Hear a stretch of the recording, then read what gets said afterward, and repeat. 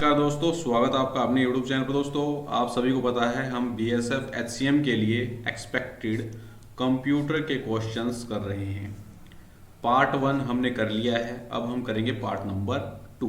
Very very important रहेंगे और यहाँ से आपको 17-18 को जो आपका एग्जाम होने वाला है BSF HCM का, इसके अंदर 100% क्वेश्चन देखने को मिलेंगे। दोस्तों, हमने BSF HCM कंप्यूटर की प्लेलिस्ट भी बना दी है। पहले वाले एक पार्ट हम कर चुके हैं, मॉर्निंग के अंदर किया था। नोटिफिकेशन आपको नहीं मिला होगा क्योंकि प्रॉब्लम चली हुई थी, ठीक है। तो वो पार्ट आपको प्लेलिस्ट के अंदर मिल जाएगा BSF HCM कंप्यूटर वाली के अंदर, ठीक है। प्लस में मैंने आपको एक काम और बताया था, SSC कंप्यूटर वाली प्लेलिस्ट के अंदर जाना, उसको आपको कंप्लीट करना है क्योंकि उसके अंदर हमने TCS के PYQs डिस्कस कर रखे हैं जो कि वेरी वेरी इंपॉर्टेंट रहेंगे। सारी प्लेलिस्ट अगर आप कर चले गए तो आपको 20 आउट ऑफ 20 करने से कोई भी यहाँ पर नहीं रोक सकता है, ठीक है। तो ये काम आपको जरूर करना है। चलिए स्टार्ट करते हैं। क्वेश्चन नंबर फर्स्ट आपके सामने, which of the following is not a valid MS Excel 2010 math function. इनमें से कौन सा वैध MS एक्सेल 2010 मैथ फंक्शन नहीं है? बेस, मोड, ओड और ऑफ। तो इसके अंदर जो आपका वैलिड मैथ फंक्शन नहीं है वो ऑफ नहीं है। Option 4 is the correct answer. Base, mode और ओड ये तीनों आपके मैथ फंक्शन रहेंगे। दोस्तों, न्यूमेरिकल्स भी आपसे पूछे जा सकते हैं। बेस के अंदर किस प्रकार से पूछा जा सकता है, जैसे दे देगा बेस 7 और 2। ये 2 का मतलब क्या है, जिसका बेस के 2 होता है वो क्या होता है, बाइनरी। तो यहां पर एग्जामिनर क्या करवाना चाह रहा है, वो ये बोल रहा है कि 7 को आपको कन्वर्ट करना है किसके अंदर, बाइनरी के अंदर। तो इसको बाइनरी के अंदर कन्वर्ट कर लो, 2 से डिवाइड करेंगे, ठीक है ना। 2 तिये 6, इस साइड में लिखेंगे रिमाइंडर, और फिर 2 एकम 2, फिर रिमाइंडर लिखेंगे 1, तो नीचे से ऊपर की तरफ लिखेंगे तो कितना आएगा 1 1 1, ठीक है। बेस आपका 2 आ जाएगा यहाँ पर, ठीक है। तो इसको जब हम इसका जो रिजल्ट आएगा आपका, ये आएगा 1 1 1। तो इस प्रकार से आपसे क्वेश्चन करवा कर देखा जा सकता है। यहाँ पर अगर 16 हो तो ये हेक्साडेसिमल के अंदर कन्वर्ट करना है। नेक्स्ट आता है यहाँ पर मोड। तो मोड के अंदर क्या होता है, हम रिमाइंडर निकालते हैं। मोड फंक्शन क्या करता है, रिमाइंडर निकालने का काम करता है। किस प्रकार से क्वेश्चन आपसे पूछा जा सकता है यहाँ पर, जैसे मोड हो गया -3 और 2, तो इसका आंसर क्या होगा, क्या रिजल्ट ये शो करेगा एक्सेल के अंदर, तो ये शो करेगा आपका 1, ठीक है। -1 आपका गलत हो जाएगा, क्यों?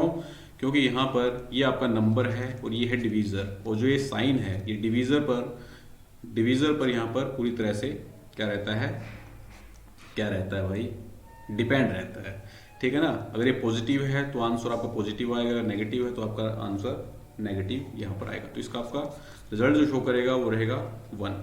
नेक्स्ट आता है ओड। तो 2 फंक्शंस यहाँ पर वेरी वेरी इंपॉर्टेंट है, TCS ने पहले ही पूछ रखे हैं, ओड और इवन का फंक्शन।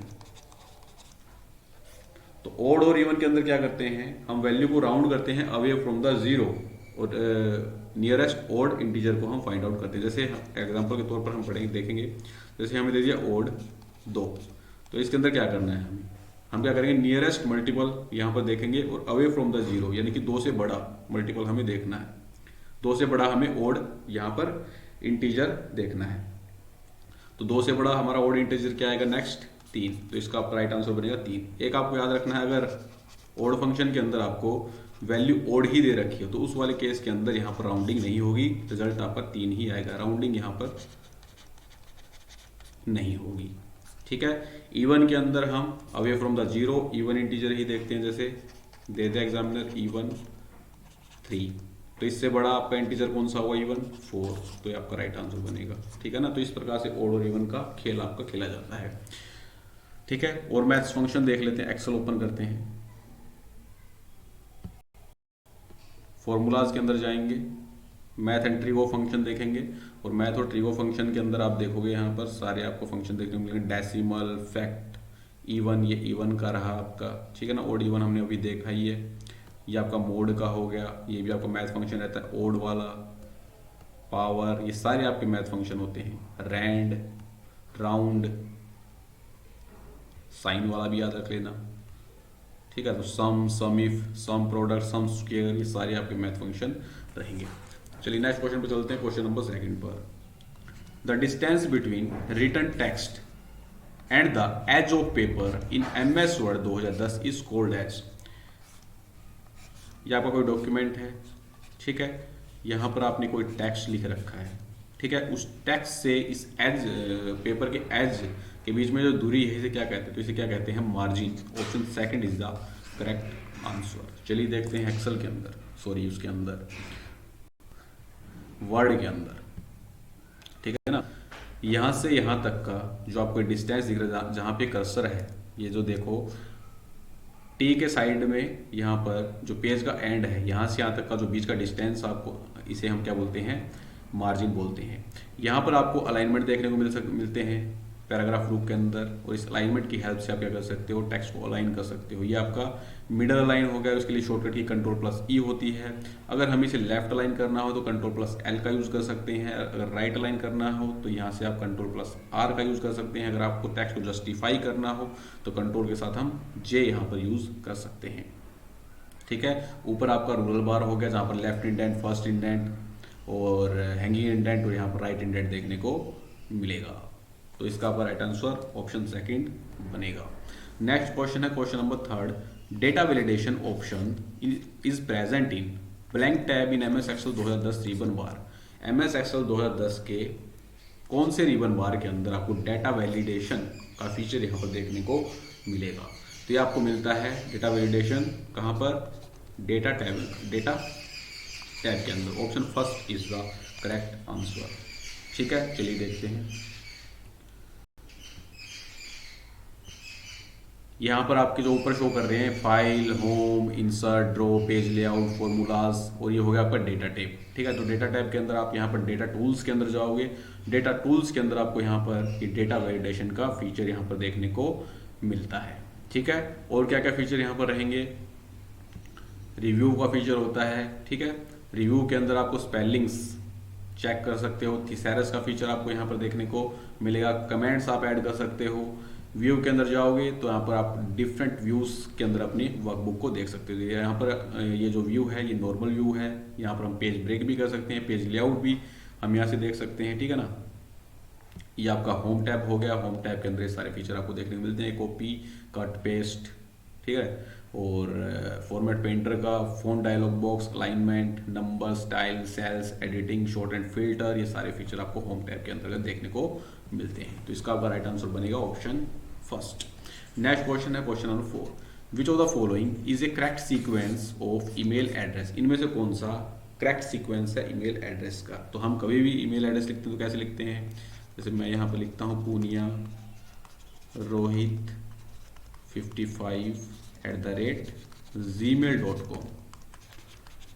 तो पूनिया रोहित 55 यहाँ पर क्या है, ये है आपका यूजर नेम, ठीक है। बीच में @ आएगा और ये लास्ट में gmail.com जो आपको दिख रहा है ये यहाँ पर डोमेन नेम, ठीक है।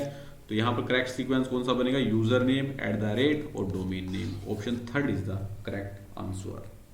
ईमेल की फुल फॉर्म क्या होती है, ईमेल की फुल फॉर्म होती है इलेक्ट्रॉनिक मेल।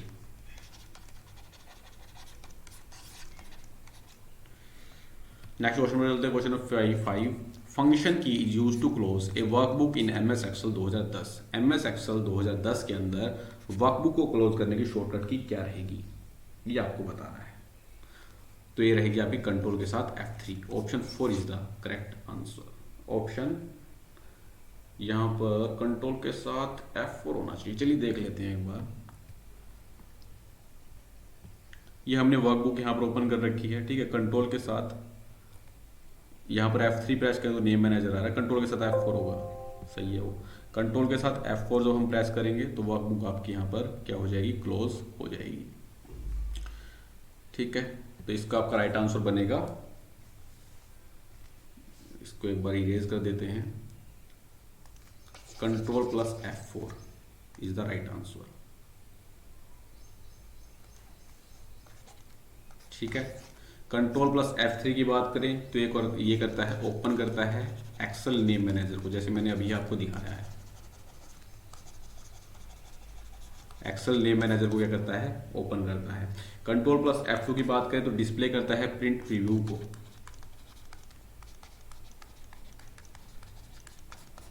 Ctrl+F2। ठीक है, तो इसका option third is the right answer. Next question number 6, internet is group of interconnected computers. Internet जो है ये क्या है, कंप्यूटर्स का एक इंटरकनेक्टेड ग्रुप रहेगा, ठीक है, across the globe. Internet itself is a type of, इस प्रकार का जो इंटरनेट होता है उसे क्या यहाँ पर कहेंगे, हिंदी में देख लेते हैं। इंटरनेट दुनिया भर में परस्पर जुड़े कंप्यूटरों का एक संग्रह है, समूह है। इंटरनेट अपने आप में किसका एक प्रकार है, ये आपको बताना है। तो ये होता है आपका wide area network. Option first is the correct answer. Full form आपको याद रखनी है यहाँ पर, वाइड एरिया नेटवर्क,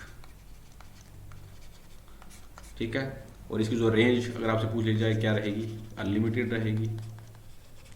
सेकंड यहाँ पर आता है वीपीएन। तो वीपीएन की फुल फॉर्म होती है वर्चुअल प्राइवेट नेटवर्क, जो आपको सिक्योर कम्युनिकेशन के अंदर देखने को मिलता है।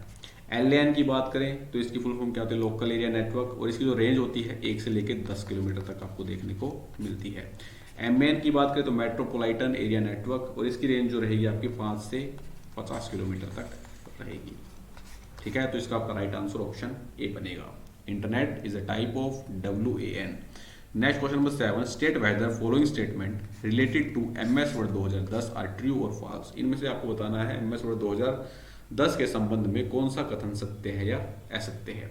फर्स्ट दे रखा है, in landscape orientation the height of a page is larger than it width. Next दे रखा है, in portrait orientation the width of a page is larger than its height.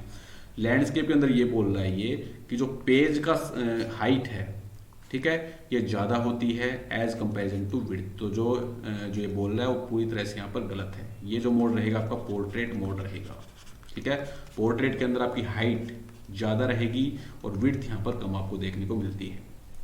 Landscape के अंदर आपको चौड़ाई यहाँ पर ज्यादा देखने को मिलेगी और हाइट यहाँ पर कम देखने को मिलेगी, ठीक है। तो इसका आपका क्या आंसर बनेगा, लैंडस्केप के अंदर विड्थ ज्यादा होती है, पोर्ट्रेट के अंदर हाइट आपकी ज्यादा रहती है, ठीक है। तो अपोजिट दे रखा है, दोनों आपकी गलत हो जाएंगी, false statement. Option first is the correct answer, ठीक है। तो चलिए देखते हैं, वर्ड के अंदर चलते हैं। ये जो आपका मोड यहाँ पर ओपन है ये पोर्ट्रेट मोड है। इसके अंदर आप देख भी पा रहे होगे जो आपकी हाइट है वो विड्थ से ज्यादा है, ठीक है। लेकिन जब हम यहाँ पर लैंडस्केप मोड के अंदर जाते हैं, पेज सेटअप के अंदर आपको जाना है, यहाँ पर आपको मार्जिन्स वाला फीचर देखने को मिलेगा, जहां से आप मार्जिन्स सेट कर सकते हो। कौन कौन से मार्जिन आपको देखने को मिलेंगे, बाय डिफॉल्ट यहाँ पर नॉर्मल होता है, फिर भी आप इसको नैरो कर सकते हो, मॉडरेट कर सकते हो, वाइड कर सकते हो, मिरर्ड कर सकते हो, ठीक है। तो ये लेआउट टाइप के अंदर आपको मार्जिन देखने को मिलती है। ये होता है आपका ओरिएंटेशन, जहां पर आपको पोर्ट्रेट और लैंडस्केप मोड देखने को मिलेगा। अगर हम यहाँ पर लैंडस्केप मोड इसका कर दें तो ये क्या होगा, यहाँ पर हाइट जो रहेगी वो कम हो जाएगी और चौड़ाई जो है आपकी ज्यादा हो जाएगी, ठीक है ना। Got it. चलिए, तो ऑप्शन फर्स्ट इसका करेक्ट बनेगा। नेक्स्ट क्वेश्चन पर चलते हैं, क्वेश्चन नंबर 8। क्वेश्चन नंबर 8 यहाँ पर क्या बोल रहा है भला, which of the following keyboard shortcut in MS word 2010 is used to move the previous cell in a row of a table. मान लो आपने वर्कबुक ओपन कर रखी है, ये आपकी रोज हैं। अगर आपको प्रीवियस रो पर जाना है तो इसके लिए शॉर्टकट की क्या रहेगी आपको यहाँ पर बताना है। तो इसके लिए शॉर्टकट की होती है शिफ्ट के साथ tab. Option 4 is the correct one, ठीक है। चलिए देख लेते हैं, करके दिखाता हूं आपको। ये मैंने एक्सेल ओपन किया, ठीक है।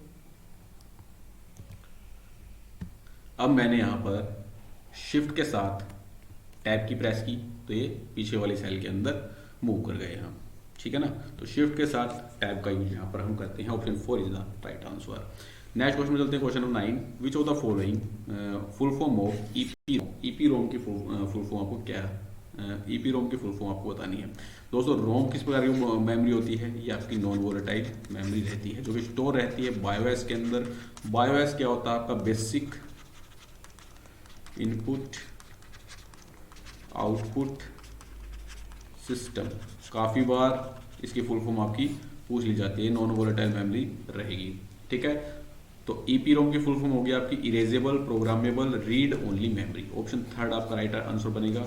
डबल EPROM की पूछी जा सकती है, तो डबल EPROM में erasable programmable read only memory तो एज इट इज है। यहाँ पर क्या लग जाएगा आपका, इलेक्ट्रिकली,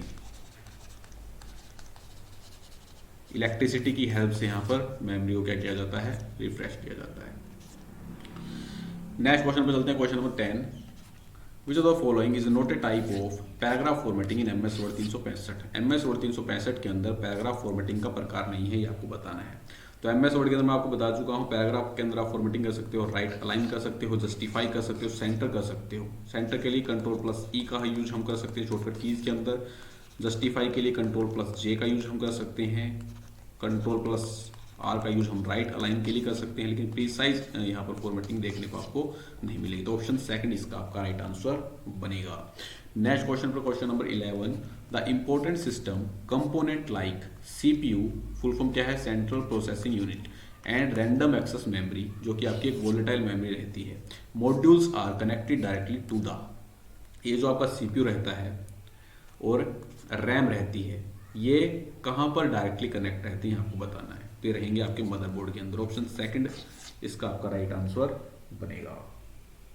ठीक है, option second is the right answer. अब यहाँ पर आया है CPU, तो CPU के अंदर कौन कौन से कंपोनेंट यहाँ पर पाए जाते हैं। एक तो होता है आपका ALU, ठीक है, एक होता है आपका CU कंट्रोल यूनिट, और एक होता है आपका रजिस्टर। ये तीनों चीजें आपको CPU के अंदर देखने को मिलती हैं। ALU का काम क्या होता है, अर्थमेटिक और लॉजिकल ऑपरेशन परफॉर्म करना। कंट्रोल यूनिट का काम क्या होता है, प्रोसेसर को डायरेक्ट करना जो वो ऑपरेशन करता है। ठीक है, ये क्या करता है, प्रोसेसर को डायरेक्शन देता है। रजिस्टर मैं आपको बता ही चुका हूं, small amount of storage which is present in the CPU and the fastest memory with in the CPU। ठीक है, CPU से ज़्यादा तेज होती है। CPU के अंदर जो फास्टेस्ट मेमोरी होती है आपकी रजिस्टर होती है। Next question number 12, which of the following keyboard shortcut is used to lock the window screen in window 10। Window 10 के अंदर अगर हमें स्क्रीन को लॉक करना तो उसके लिए शॉर्टकट की क्या रहेगी आपको बताना है। तो इसके लिए शॉर्टकट की होती है आपकी विंडो लोगो की प्लस में N। ऑप्शन 4 आपका राइट आंसर बनेगा। और शॉर्टकट की आप देख लो, कॉपी के लिए Ctrl+C, Ctrl+X कट के लिए, Ctrl+V पेस्ट के लिए। अगर आपको मैक्सिमाइज करना हो विंडो को, या तो आप F11 प्रेस कर सकते हो, या विंडो लोगो की के साथ आप एरो का यूज कर सकते हो। अगर आपको ओपन करना है टास्क व्यू तो विंडो लोगो की के साथ टैब की का यूज कर सकते हो। वेरी वेरी इंपॉर्टेंट है, कभी छोड़ दो इसको। ये 2000 ये क्वेश्चन CHSL के अंदर पूछा गया है 2023 के अंदर ही। ठीक है, display and hide the desktop. Desktop को डिस्प्ले और हाइड करने के लिए विंडो लोगो की के साथ D, डेस्कटॉप से याद कर लेना, D के साथ D। Switch between open apps, अगर आपने डिफरेंट ऐप्स ओपन कर रखे हैं विंडोज के अंदर तो उनके बीच में आप स्विच कर सकते हो Alt+ टैब का यूज करके। ये वेरी वेरी इंपॉर्टेंट है, Alt+ टैब का यूज करके हम ऐप्स के बीच में स्विच कर सकते हैं। नेक्स्ट, लॉक कर सकते हैं अपने PC को या अपने आपकी विंडो स्क्रीन को विंडो लोगो की के साथ L का यूज करके। ऑप्शन D का राइट बनेगा। Next question, question number 13, which of the following statement is false. निम्नलिखित में से कौन सा कथन सकते हैं। फर्स्ट दे रखा है CPU is an example of hardware device. तो CPU आपका एक फिजिकल कंपोनेंट होता है जो कि हार्डवेयर डिवाइसेस के अंदर आता है। हार्डवेयर के अंदर आपके सारे फिजिकल कंपोनेंट्स आते हैं। Next, hardware components are not affected by infected programs. Hardware components affect नहीं होते हैं इन्फेक्टेड प्रोग्राम से। बिल्कुल सही है, ये इन्फेक्टेड प्रोग्राम से यहाँ पर अफेक्ट होते हैं आपके सॉफ्टवेयर, ना कि हार्डवेयर। हार्डवेयर को कोई फर्क यहाँ पर नहीं पड़ता है। Next, memory devices are a type of hardware device. Memory devices आपके हार्डवेयर डिवाइसेस के अंदर ही आती हैं। Next, hardware and software can operate independent of each other. Hardware और सॉफ्टवेयर दोनों को हम ऑपरेट कर सकते हैं एक दूसरे के इंडिपेंडेंट। तो ये आपकी गलत स्टेटमेंट बन जाएगी। ठीक है, दोनों एक दूसरे के दिल और जान है, एक के बिना दूसरा यहाँ पर नहीं चल सकता है और उसे हम ऑपरेट नहीं कर सकते हैं। ठीक है, तो ऑप्शन 4 इसका राइट आंसर बनेगा। हलवा question. Next question number 14, which of the following statement is या are true with respect to MS word 2019। MS word 2019 के संबंध में निम्नलिखित में से कौन सा कथन सत्य है। फर्स्ट दे रखा है यहाँ पर Shift+F3 is use to switch the text between upper case, lower case, title case. ये आपके सारे चेंज केस के अंदर देखने को मिलते हैं। ठीक है, तो ये बोल रहा है Shift+F3 का यूज करके हम टेक्स्ट को स्विच कर सकते हैं अपर केस के अंदर, लोअर केस के अंदर, टाइटल केस के अंदर। तो ये बिल्कुल आपका करेक्ट स्टेटमेंट बनेगा। ठीक है, नेक्स्ट दे रखा है Ctrl+Shift+right angle bracket is use to increase the font size. तो ये बिल्कुल आपका सही रहेगा। Ctrl+Shift+right एंगल ब्रैकेट का यूज करके हम फॉन्ट साइज को यहाँ पर क्या कर सकते हैं, इंक्रीज कर सकते हैं। दिखाऊं अभी, बिल्कुल दिखाएंगे।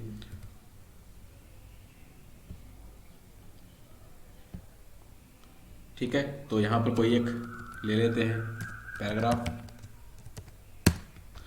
अब यहाँ पर अपर केस लोअर केस के अंदर स्विच करेंगे तो शिफ्ट के साथ मैं F3 प्रेस कर रहा हूँ तो अपर केस के अंदर आ गया, शिफ्ट के साथ F3 प्रेस कर रहा हूँ तो लोअर केस के अंदर आ गया, शिफ्ट के साथ F3 प्रेस करता हूँ यहाँ पर सेंटेंस केस के अंदर आ जाता है। और ये सारी चीज़ें आपको कहाँ पर देखने को मिलती है, होम टैब के अंतर्गत यहाँ पर चेंज केस वाला फीचर देखने को मिलेगा, जहाँ पर आपको sentence case, lower case, upper case, capitalize each word. Capitalize each word का मतलब क्या है, हर एक वर्ड का फर्स्ट लेटर आपको कैपिटल देखने को मिलेगा। नेक्स्ट आपका टोगल केस, अगर हम यहाँ पर टोगल केस अप्लाई करते हैं तो आप यहाँ पर देख पा रहे हो तो फर्स्ट लेटर आपका स्मॉल होता है, उसके बाद जो आते हैं आपके कैपिटल लेटर्स आते हैं। ठीक है, यहां पर हम राइट एंगल ब्रैकेट का यूज करते हैं फॉन्ट साइज को इंक्रीज करने के लिए और लेफ्ट एंगल ब्रैकेट का यूज करते हैं फॉन्ट साइज को डिक्रीज करने के लिए। ये भी आपको याद रखना है, वेरी वेरी इंपॉर्टेंट। तो ऑप्शन सेकंड इसका राइट बनेगा। Next question, question number 15, choose the correct rendering engine for Mozilla Firefox web browser. दोस्तों ये क्वेश्चन भी आपका TCS के द्वारा ही 2023 के अंदर पूछा गया है। मोजिला फायरफॉक्स वेब ब्राउजर का आपको रेंडरिंग इंजन बताना है क्या होगा। रेंडरिंग इंजन क्या होते हैं, जो आपके स्क्रीन पर ड्रॉ करते हैं टेक्स्ट और इमेजेस को। जो आप वेब ब्राउजर ओपन करते हो, जो आपको टेक्स्ट और जो इमेजेस वगैरह देखने को मिलती हैं वो with the help of rendering engine ही देखने को मिलती हैं। तो इसका आपको डेफिनेशन लिख लेनी है कि एक प्रकार के आपके सॉफ्टवेयर रहेंगे जो ड्रॉ करता है text and images on screen. ठीक है, तो ये रेंडरिंग इंजन होते हैं। अब आपको सभी वेब ब्राउजर के रेंडरिंग इंजन का पता होना चाहिए। तो मोजिला फायरफॉक्स वेब ब्राउजर का जो रेंडरिंग इंजन रहेगा वो होता है चिक्कू। ऑप्शन डी आपका राइट आंसर बनेगा। ठीक है, क्रोम का, ओपेरा का रेंडरिंग इंजन का नाम क्या है, तो इसके रेंडरिंग इंजन का नाम होता है ब्लिंक।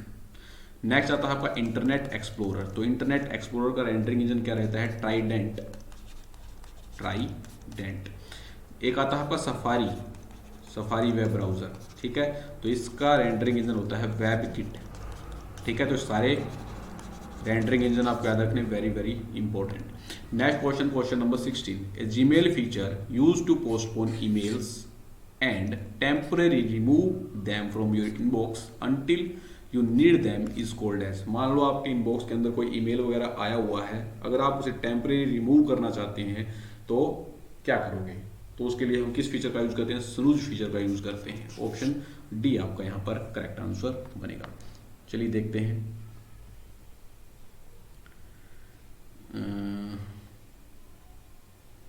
नेक्स्ट वीडियो के अंदर दिखाएंगे। ठीक है, तो टेम्परेरी रिमूव करने के लिए इनबॉक्स को हम क्या करते हैं, स्नूज फीचर का यूज करते हैं। एक और यहां पर पूछा गया था क्वेश्चन, जब हम ईमेल्स को डिलीट कर देते हैं, ठीक है, तो वो ईमेल आपकी कहां पर जाती है, तो ये आपकी जाती है ट्रैश फोल्डर के अंदर। और ये ट्रैश फोल्डर के अंदर ये ईमेल कितने दिन तक रहती है, 30 डेज तक रहेगी। ठीक है, मैंने ईमेल लॉगिन नहीं कर रखा था तो वहां पर टाइम लगता, तो इसीलिए मैंने आपको नहीं बताया। Next question, the margin option is available under which of the following tabs of ribbon menu in MS word 2019। देखो मैंने अभी बताया था आपको, ये आपको लेआउट के अंदर देखने को मिलता है मार्जिन्स। बाय डिफॉल्ट आपका जो मार्जिन रहेगा वो नॉर्मल रहेगा, बाकी आप उसको मिरर्ड कर सकते हो, नैरो कर सकते हो या मॉडरेट कर सकते हो, जैसा भी आपकी रिक्वायरमेंट है वैसा मार्जिन आप वहां से सिलेक्ट कर सकते हो। तो मार्जिन फीचर आपको लेआउट टाइप के अंदर देखने को मिलेगा, तो ऑप्शन 4 इसका राइट आंसर बनेगा। Next question, question number 18, SeaMonkey is an example of. SeaMonkey किसका उदाहरण है ये आपको बताना है। तो SeaMonkey is the example of search engine. SeaMonkey is the example of web browser, not search engine. Option C is the correct answer. Developer आपसे examiner पूछ सकता है, तो मोजिला फाउंडेशन। ठीक है, और रिलीज कब किया गया था, सी मंकी को रिलीज किया गया था 2006 के अंदर। वेब ब्राउजर आपका रहेगा, option C is the right answer. Next question, question number 19, ये आपको यहाँ पर इतनी भसड़ आपको पढ़ने की जरूरत है ही नहीं, ये आपके सामने एक्सेल की एक वर्कशीट दे रखी है और यहाँ पर MS एक्सेल फॉर्मूला लगा रखा है, बी फ्लोर फंक्शन का यूज कर रखा है, B516। तो B5 के अंदर आपको यहाँ पर वैल्यू देखनी है क्या है, तो B कॉलम ये है हमारी और 5th रो ये रही। तो B5 के अंदर आप देखोगे 35 आपको देखने को मिलेगा। ठीक है, तो यहाँ पर मैंने पिछले वाले पार्ट के अंदर ही बताया था, ये आपका क्या है, नंबर है, ये आपका क्या है, सिग्निफिकेंस। अब हमें यहाँ पर कोई ऐसी वैल्यू देखनी है जो वैल्यू 35 से छोटी हो और 16 की मल्टीपल के अंदर। तो 16 के मल्टीपल के अंदर 35 से छोटी वैल्यू कौन सी है? 30 नहीं है। 48 बड़ी हो जाएगी, 34 नहीं है, तो 35 से छोटी कौन सी है? 32। Option D is the right answer. D इसका राइट आंसर बनेगा। नेक्स्ट क्वेश्चन पर चलते हैं, question number 20। Which of the following mobile operating system was developed by Nokia? इनमें से ये क्वेश्चन देख लो, एनवीएस के अंदर पूछा गया है, टीसीएस एजेंसी ने ही एग्जाम कंडक्ट करवाया था। ठीक है, सारे पीवाईक्यूज करवा रहा हूँ आपको टीसीएस के। निम्नलिखित में से कौन सा मोबाइल ऑपरेटिंग सिस्टम नोकिया द्वारा विकसित किया गया था, ये आपको बताना है। तो नोकिया के द्वारा ना ही बाड़ा किया गया है, ना एंड्रॉइड किया गया है। ये बाड़ा ऑपरेटिंग सिस्टम ये आपका सैमसंग का रहेगा। एंड्रॉइड ऑपरेटिंग सिस्टम ये आपका गूगल का रहेगा। ठीक है, तो इसका आपका राइट आंसर बनेगा neither 1 nor 2। Option 4 is the right answer. Nokia का जो ऑपरेटिंग सिस्टम है वो है सिम्बियन। ठीक है, जिसे यहां पर डेवलप किया गया था 1998 के अंदर। ठीक है ना। तो दोस्तों यहां पर हमारे कंप्लीट होते हैं 20 क्वेश्चन। कैसा लगा आपको प्रैक्टिस सेट? कमेंट के अंदर कमेंट करके जरूर बताएं। और आपने कितने क्वेश्चन यहाँ पर सही किए आते थे आपको, वो भी हमें जरूर बताएं, ताकि हमें आपका लेवल का पता लगे किस लेवल की आपकी प्रिपरेशन यहाँ पर है। ठीक है, तो मिलते हैं दोस्तों नेक्स्ट वीडियो के अंदर। जय हिंद।